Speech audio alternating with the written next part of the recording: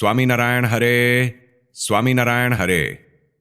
वचनामृत श्री सारंगपुर प्रकरण का 11वां। पुरुष प्रयत्न। संवत 1877 में श्रावण कृष्णा अमावस्या 7 सितंबर 1820 को स्वामी श्री सहजानंद जी महाराज श्री सारंगपुर ग्राम स्थित जीवा खाचर के राजभवन में उत्तरी द्वार के कमरे के बरामदे में पलंग पर विराजमान थे। उन्होंने श्वेत वस्त्र धारण किए थे। उनके समक्ष सभा में मुनि तथा स्थान स्थान के हरिभक्त बैठे थे। तब मुक्तानंद स्वामी ने पूछा कि शास्त्रों में पुरुष प्रयत्न अर्थात पुरुषार्थ करने को कहा है। उस पुरुष प्रयत्न के द्वारा कितना काम होता है तथा परमेश्वर की कृपा द्वारा कितना काम होता है?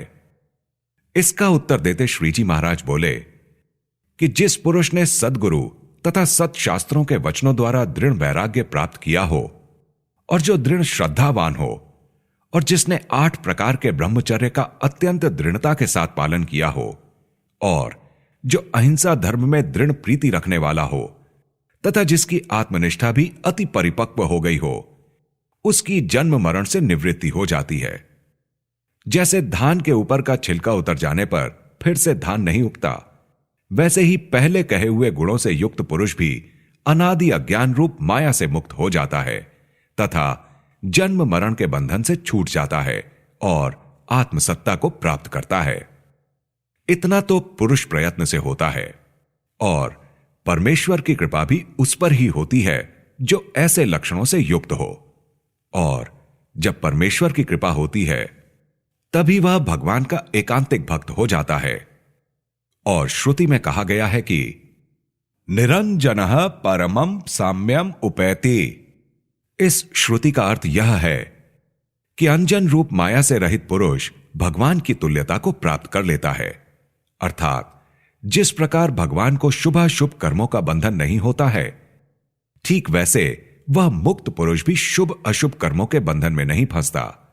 और जैसे लक्ष्मी जी कभी स्नेहवश भगवान के स्वरूप में लीन हो जाती हैं और कभी अलग रहकर भगवान की सेवा में तत्पर रहती हैं, इसी प्रकार वह भक्त भी अतिशय स्नेहपूर्वक कभी तो भगवान में लीन हो जाता है और कभी कभी मूर्तिमान रूप से भगवान की सेवा में रहता है। और जैसे भगवान स्वतंत्र हैं, वैसे ही वह भगवत भक्त भी स्वतंत्र होता है। इस प्रकार का सामर्थ्य उसे भगवान की कृपा से प्राप्त होता है।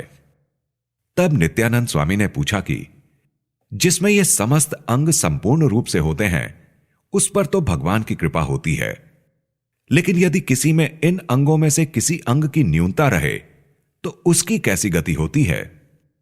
तब श्रीजी महाराज ने कहा कि वैराग्य, ब्रह्मचर्य, श्रद्धा, अहिंसा धर्म तथा आत्मनिष्ठा में से यदि किसी अंग में न्यूनता हो तो वह पुरुष भगवान के आत्यंतिक मोक्ष जो अक्षरधाम, उसको नहीं पाता। इसे छोड़कर वह दूसरे भगवान के धामों को पाता है अथवा वह अधिक सवासनिक होने पर देवलोक को पाता है, जिस देवलोक को मोक्ष धर्म में भगवान के धाम की तुलना में नरक तुल्य बताया गया है।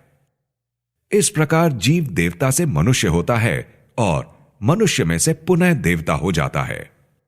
तथा अनेक जन्म संसिद्धस ततो याति पराम गतिम।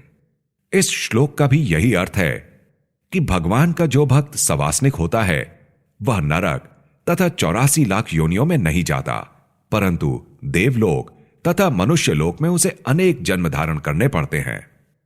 फिर जब वह पूर्वोक्त वैराग्य आदि लक्षणों से युक्त हो जाता है, तभी भगवान की कृपा का पात्र होता है और बाद में भगवान का एकांतिक भक्त होकर भगवान के गुणातीत अक्षरधाम को प्राप्त कर लेता है।